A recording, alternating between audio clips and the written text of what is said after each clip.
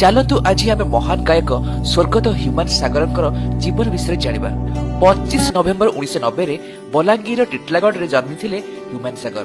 ତାଙ୍କ ବାପା ଏବଂ ଜେଜେବାପା ଉଭୟ ଥିଲେ ସଙ୍ଗୀତଜ୍ଞ, ତେଣୁ ତାଙ୍କର ପିଲାଦିନୁ ହିଁ ସଙ୍ଗୀତ ପ୍ରତି ଆକୃଷ୍ଟ ହେବା ସ୍ୱାଭାବିକ। 2012ରେ ତରଙ୍ଗ ମ୍ୟୁଜିକର ଭଏସ୍ ଅଫ୍ ଓଡ଼ିଶା ସିଜନ 2ର ୱିନର ହୋଇ ଓଡ଼ିଶାର ଘରେ ଘରେ ପରିଚିତ ହୋଇଥିଲେ ହ୍ୟୁମାନ ସାଗର। ତାପରେ ଅନେକ ଓଡ଼ିଆ ଆଲବମରେ ଗୀତ ଗାଇଲା ପରେ 2015ରେ ଓଲିଉଡ ଫିଲ୍ମ ଇସ୍କ ତୁ ହି ତୁରେ ପ୍ଲେବ୍ୟାକ୍ ଡେବ୍ୟୁ କରିଥିଲେ ଏବଂ ଓଡ଼ିଶାବାସୀଙ୍କ ହୃଦୟ ଜିତି ଯାଇଥିଲେ। ପରବର୍ତ୍ତୀ 10 ବର୍ଷରେ 150ରୁ ଅଧିକ ଫିଲ୍ମ ସଙ୍ଗ ଏବଂ 200ରୁ ଅଧିକ ଆଲବମ ଟ୍ରାକ୍ ଗାଇ ଓଡ଼ିଶା ସଙ୍ଗୀତ ଜଗତରେ ନିଜର ଏକ ସ୍ୱତନ୍ତ୍ର ପରିଚୟ ସୃଷ୍ଟି କରିଥିଲେ।